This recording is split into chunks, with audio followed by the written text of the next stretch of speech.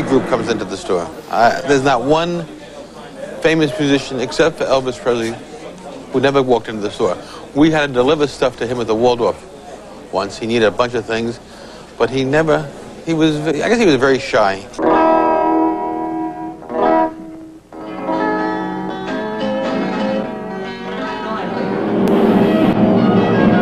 Rock and roll was now the music of youth, and the guitar was both its symbol and its means of expression.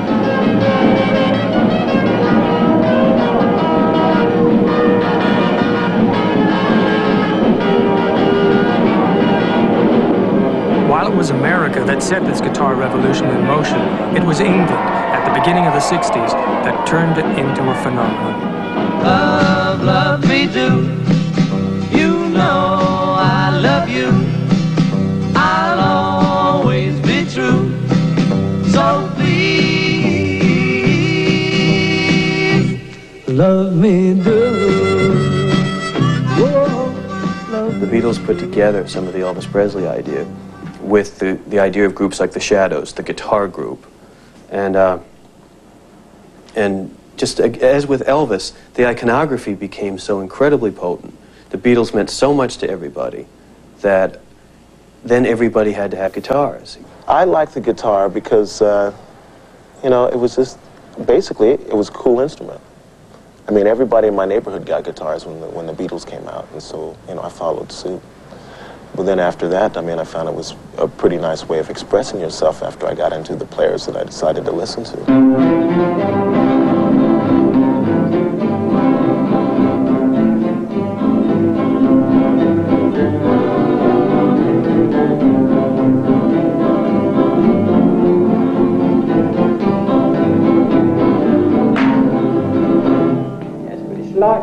Several things made the guitar popular. One, I would think that it was easy to carry around with it.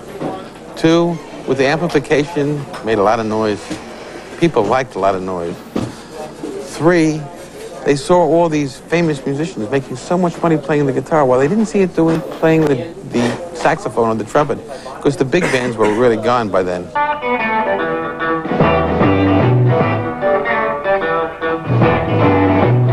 Boom, boom, boom, boom. I love to see you strut up and down the floor when you're talking to me. That baby talk, I like it like that. Ho, ho, ho, ho. Whoa, man. Yes, ma'am. As the Beatles were defining the popular face of the guitar, a large British audience were tapping into the American roots of the music through people like John Lee Hooker. Out of this emerged the British blues. boom, boom, boom, boom. Oh, I like it like that. With your baby talk. Groups like the Yardbirds, the Rolling Stones, and Cream then re-exported their version of the blues back to the United States. Knocks me off of my feet. Boom, boom, boom, boom. In a white room with black curtains near the station.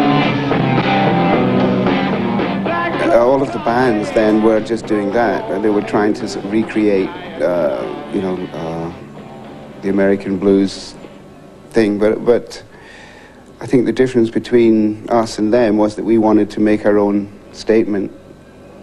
We wanted to express our own thing, write our own music.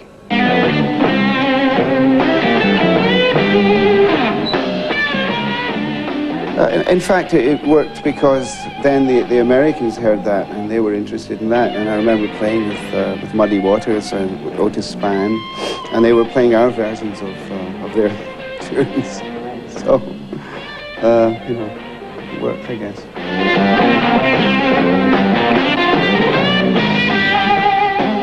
England and the English somehow see the treasures of the United States a little more clearly than the people in the United States do themselves. The bluesmen experienced a revival of their careers in England, not here. Here they became passé, in a sense, because their natural audience, the black community, move past them. When I first went to England, I read a piece in the paper where Eric Clapton had said that it was his first visit to America, and one of the things that he enjoyed most was meeting B.B. King.